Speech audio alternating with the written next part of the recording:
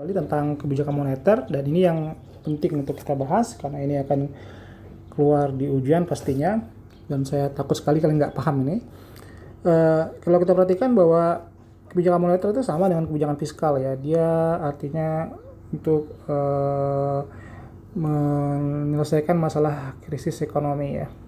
Krisis itu bisa jadi tadi dua, resesi ekonomi ya, atau yang kedua adalah masalah inflasi ya. Dua inilah yang ditakutkan oleh pemerintah ya.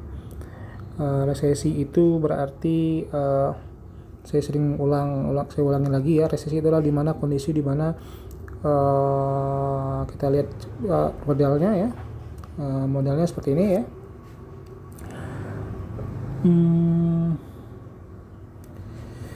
Yaitu ketika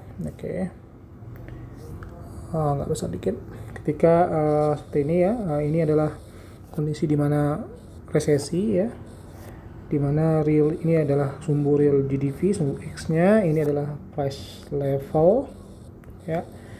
Nah, kondisi dimana ekonomi ini adalah kita namanya long run aggregate supply, atau kita sebut juga dengan istilah sama dengan atau potensial GDP ya. Dan ini kurvanya adalah perfect inelastic ya, real GDP.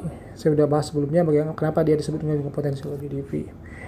Nah, kalau kita perhatikan resesi ekonomi itu adalah terjadi ini aggregate supply ya. Ini adalah kondisi ekonomi yang potensialnya semuanya bertemu di titik equilibrium ya, yaitu aggregate demand-nya di sini ya. Nah, resesi itulah seperti ini ya. Nah, aggregate demand-nya seperti ini. Artinya tugas pemerintah adalah bagaimana menggeser equilibrium ini ke arah kembali ke potensial GDP-nya. Di kondisi inilah terjadi namanya full employment, mana orang bekerja tidak ada pengangguran. Kalau kita lihat secara fresh level, misalnya kondisi di sini adalah kondisi di mana terjadi penurunan harga, dan kemudian GDP-nya gimana? GDP-nya berkurang, artinya income pemerintah juga berkurang ya.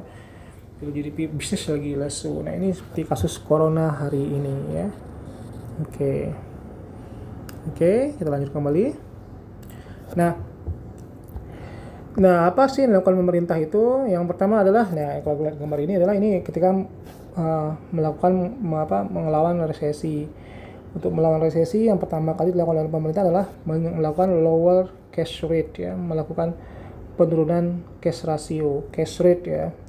Jadi di bank itu ada namanya istilahnya cash rate ya, itu berapa rata-rata uang cash yang harus ada di bank ya. Nah, ketika itu diturunkan, maka ya dari titik 5 misalnya 5% ya per tahun jadi 4%. Jadi bank itu minimal memiliki 4% saja dari tabungan uang cash simpanannya ya. Jadi total kalau kita punya bank, kita harus punya total minimalnya ya 4%. Nah, ketika itu terjadi, maka terjadi namanya reserve supply-nya berkurang ya, dari sini seperti ini ya. Bisa jadi dengan namanya ada mekanisme adalah dengan open market ya, dengan pasar terbuka itu dia membeli atau bond atau surat securities ya, namanya securities ya, surat ya, bond atau securities ya, semacam surat dari BI, sertifikat BI kalau bahasa kita ya. Nah, dengan membeli sertifikat itu kan artinya bank sentral itu memberi dana cash yang lebih ya, karena ini dimiliki oleh bank biasa. Lalu dengan itu maka kemudian uang cash itu dikucurkan oleh BI ke bank biasa ya, di bank sentral. Nah, money supply pun bergeser karena ada limpahan uang money, maka ketika terjadi itu maka interest rate-nya berkurang ya. Maka interest rate-nya berkurang karena apa? Karena ada money supply yang bertambah ya. Artinya bank itu punya uang money supply yang banyak, sehingga bank bisa, karena ada maka terjadilah mekanisme penurunan interest rate ya, dari sini ke sini ya.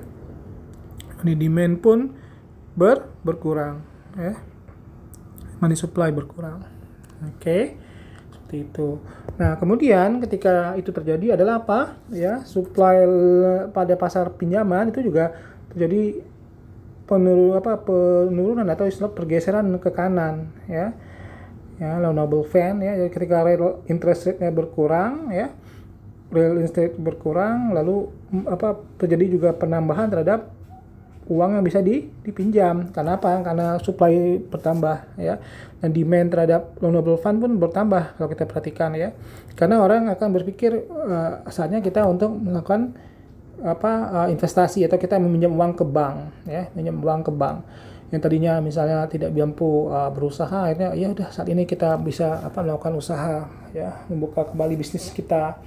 Running bisnis yang tadinya ingin jadi supir ojek online menahan diri karena terjadi krisis karena corona, lalu berani untuk meminjam dana ke bank. Nah, akibatnya adalah ketika itu terjadi maka agregat demand-nya itu bergeser ke kanan. Lalu ada multiplier effect, ya. Multiplier effect itu yang tadinya itu misalnya yang tadinya nggak minjem bank akhirnya dapat impact dari situ. Misalnya kita ambil contoh misalnya seorang ojek online yang tadinya nggak bekerja lalu ada pinjaman maka dia bisa minjem kredit.